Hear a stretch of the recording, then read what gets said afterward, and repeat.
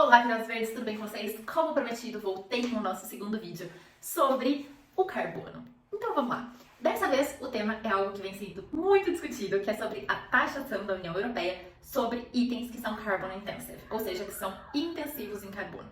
Mas como assim, Larissa? Como a União Europeia vai taxar algo que é intensivo em carbono que vem de outros países? Como a gente discutiu no último vídeo, a União Europeia tem uma série de regras para que seja carbon neutral até 2050. E para que eles atinjam essa meta extremamente agressiva, eles estão controlando as fronteiras do país para que não haja o famoso carbon leakage, que é basicamente o vazamento de carbono.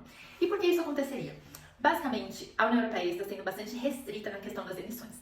E esses itens que são carbon intensive acabam sendo de difícil produção dentro da União Europeia, porque exige tecnologias e compensações excessivas de carbono, visto que eles possuem uma elevadíssima emissão.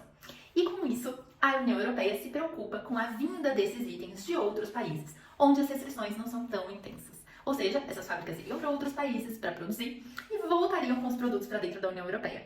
O que não seria justo, porque as emissões continuariam ocorrendo, porém em outros países.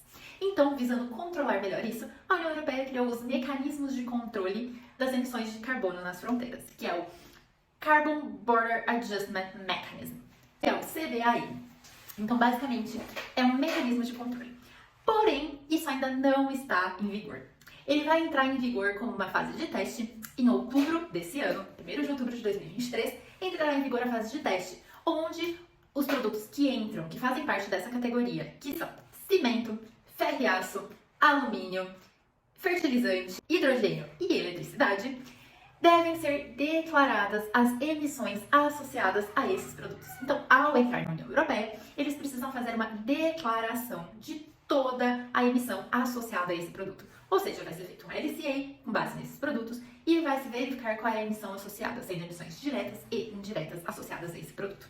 E aí sim, vão entender um pouco mais durante esse período de teste, que vai de outubro de 2023 a 1º de janeiro de 2026, como eles vão trabalhar nesses mecanismos e como vão avaliar todas essas emissões.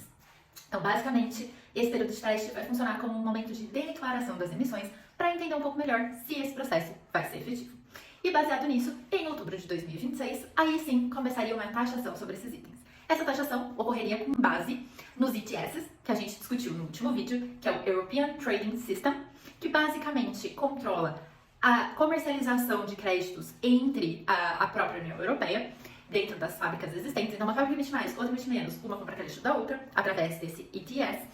E esse ETS regularia o valor das emissões. Então, se o produto entra e não tem uma declaração de que ele já compensou essa emissão no país de produção, ele terá que pagar por essa compensação para entrar na União Europeia. Isso visa reduzir as emissões em todo o planeta e não somente dentro da União Europeia. Porque, visando isso, a gente consegue entender um pouquinho melhor que o que vem de fora também vai sofrer uma taxação, então compensa comprar o que está ali dentro, sendo produzido de uma maneira correta e incentiva quem está produzindo fora a produzir de uma forma mais sustentável para poder entrar na União Europeia. Então, gente, basicamente, o CBA, que é o Carbon Border Adjustment, ou CBAM, que é o Carbon Border Adjustment Mechanism, visa reduzir essa emissão ou essa perda, esse vazamento de carbono para outros países. Então, controlar não somente o que está dentro da União Europeia, mas também como auxiliar os outros países a reduzirem as suas emissões.